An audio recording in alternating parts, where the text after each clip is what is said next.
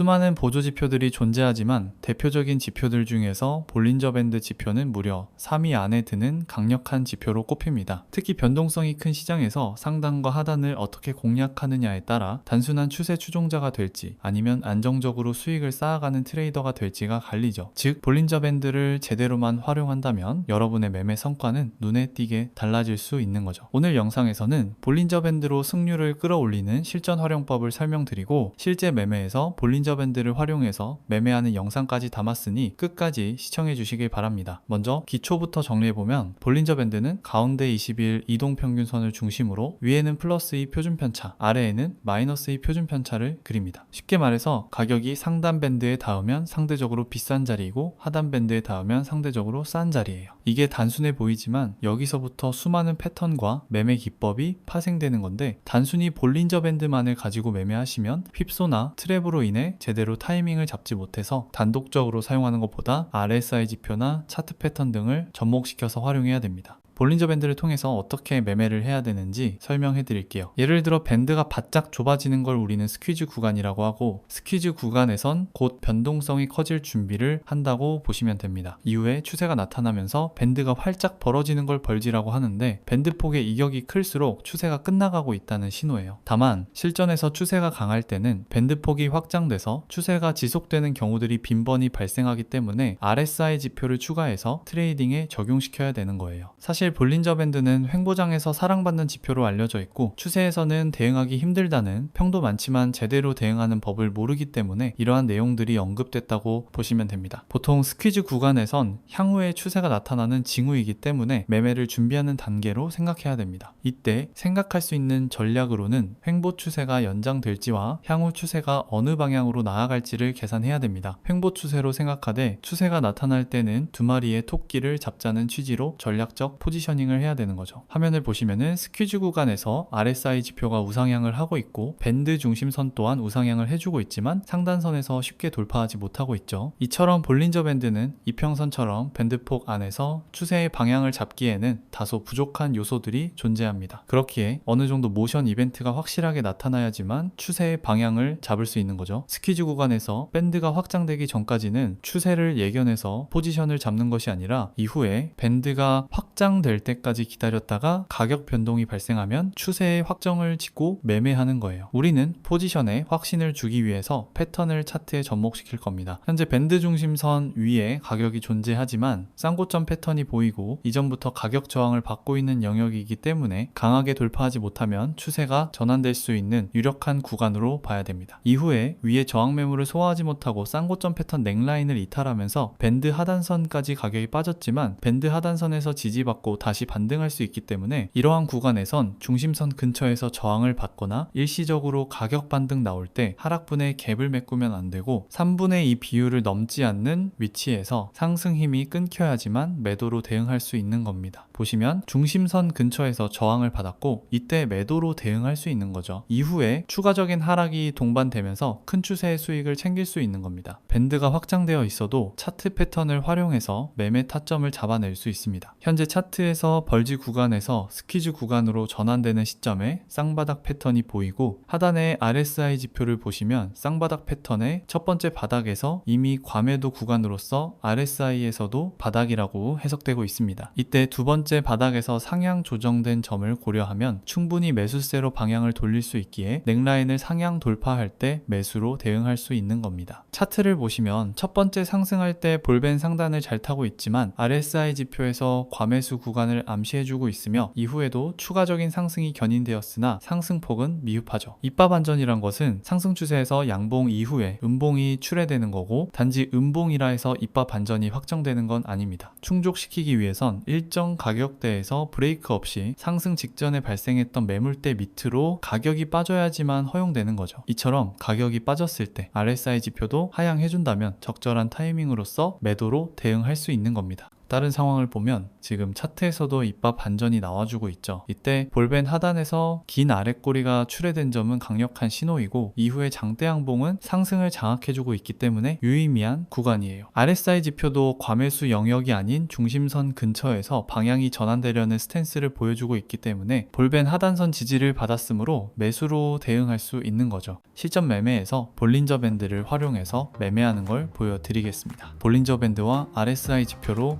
이론적인 내용이 아닌 실전에서 어떻게 활용해야 되는지 알려드릴 겁니다. 지금 볼린저 밴드가 확장되어 있고 밴드 중심선에서 지지받고 있으며 오른쪽 1시간봉 차트에서 밴드 상단선을 쉽게 돌파하지 못하고 계속 실패해주고 있잖아요. 그리고 이미 밴드 하단선에서 지지를 받았고 깨지 않았다는 점을 고려하면 단기 횡보 구간이지만 우측 화면을 보시면은 가격은 점진적으로 상승 레벨링 구간이거든요. 내용을 정리하면 횡보 구간은 맞으나 현재로서 상향 돌파에 대한 힘이 강하다고 볼 수 있기 때문에 1시간봉 차트 보시면 중심선 근처에서 매수로 대응하는 전략이 유리한 겁니다. 추가적인 근거로는 1시간봉 차트를 쪼개서 보면은 단기 추세선이 만들어지는데 볼린저 밴드 중심선이랑 교차 지점으로서 신뢰도가 높은 영역인 거예요. 그렇기에 볼린저 밴드 중심선 근처에서 매수로 대응할 거고 현재 RSI 지표를 보면 과매수 구간도 아니고 오히려 기울기가 상향으로 조정되면서 추세의 힘이 매수가 우세한 것을 체크할 수 있는 거죠. 우리가 계산한 시나리오대로 가격은 중심선 근처까지 하락했죠. 여기서 매수 진입해 볼 겁니다. 현재까지는 시나리오대로 중심선 근처와 1시간봉 차트에서 단기 추세선이 교차되는 지점에서 반등 시도를 해주고 있죠. 계속 흐름 보면서 지켜볼게요. 지금 보시면 다음 캔들에서도 이미 그려놓은 선에서 계속 지지를 받고 있죠. 이런 움직임을 보여준다는 건 유의미한 영역이란 게 확신으로 전환된 거예요. 가격이 빠지게 될 때는 이런 자리에서 하방으로 강하게 이탈하는 경우들이 대다수지만 현재는 직전 하락분을 메울 만한 상승이 나와줄 만한 기대치가 상향 조정되었다고 보시면 됩니다. 이처럼 순식간에 우리가 그어놓은 선 기준으로 기술적 반등이 나와주고 있지만 사실 급상승보단 천천히 상승해주는 것이 더 좋은 시나리오이긴 합니다. 그 이유는 우측 화면에 보이시는 1시간봉 차트에서 볼린저 밴드 상단선을 계속 돌파해주지 못한 것은 저항을 강하게 받고 있다고 해석할 수 있는 거고 무리하게 대응할 필요 없이 본전 라인에 걸어둬서 포지션 트레이딩을 하거나 수익을 챙기는 방향으로 선택하면 되는 겁니다. 여기서 물량을 정리할게요. 약 810달러 정도 수익을 봤으니 원화로는 110만원 정도 수익을 실현한 거죠. 추가적인 상승은 했지만 직전에 말씀드리는 저항 라인을 쉽게 돌파하지 못하고 있거든요. 다만 집중해야 될 점은 가격 레벨링이 높아졌다는 것이고 단기 구간에선 이미 상승 추세죠. 그리고 밴드 폭이 축소되려는 스탠스는 확장 구간에서 수렴 구간으로 전환되려는 것이고 현재 같은 영역에서는 변동성이 완화되면서 추세가 나올 수 있다라고 풀어볼 수 있는 겁니다. 5분봉 차트 보시면 RSI도 아직 중심선 근처에 위치해 있기 때문에 과열이 안 되었죠.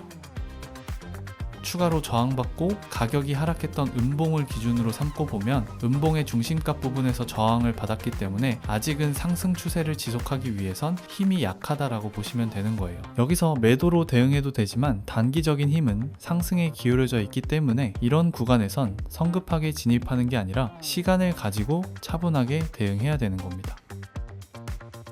지금 5분봉 차트를 보면 장대 음봉 출회하고 추가적인 하락이 지속되지 않고 기술적 반등이 나오고 볼린저 밴드 상단에서 계속 저항을 받고 있단 말이에요. 하지만 볼린저 밴드 하단을 터치하지 않았다는 점은 볼벤 안에서도 가격은 매수가 우위에 있다고 풀어볼 수 있는 겁니다. 처음에 예상한 대로 기준봉으로 삼았던 영역에서 중심값 저항을 받으니 단기적으로 매도 압력이 들어오면서 지금 가격이 빠지고 있죠. 긴 호흡으로 볼 때는 오히려 좋은 거예요. 현재는 일시적으로 가격이 갇혀 있다 보시면 되고 지금 가격 레벨링이 계속 상승하고 있기 때문에 우리는 볼린저 밴드 하단에서 매수로 대응하는 게 아니죠. 오히려 이런 구간에서 볼린저 밴드 하단까지 가격이 빠지면 하단선을 추격하면서 하락세가 깊어질 수 있는 영역이라서 지금은 계단식 상승에 초점을 맞춰서 봐야 되기 때문에 어느 위치에서 가격 브레이크가 생기는지 보고 매수로 대응해야 되는 겁니다.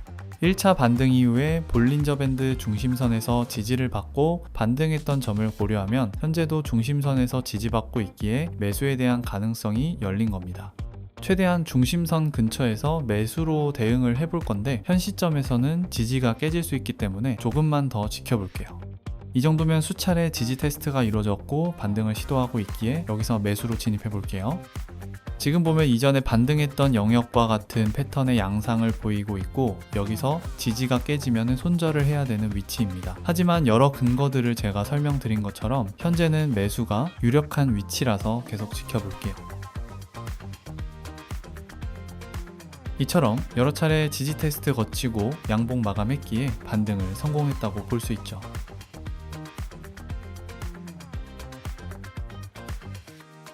볼린저 밴드 중심선 근처에서 정확하게 지지를 받아 주었고 추가적인 상승이 견인되고 있습니다. 이전에 상향 돌파하는 과정에서 힘들어했던 위치까지 반등을 해 주었는데 매수세가 강하지만 결국 이런 자리에서 가격 되돌림을 주는 과정들이 빈번히 발생하다 보니 슬슬 물량을 정리할 준비를 해볼게요.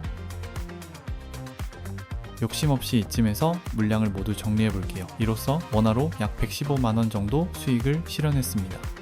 이번 영상도 시청해 주셔서 감사합니다. 도움이 되셨다면 구독과 좋아요 한 번씩 부탁드리겠습니다.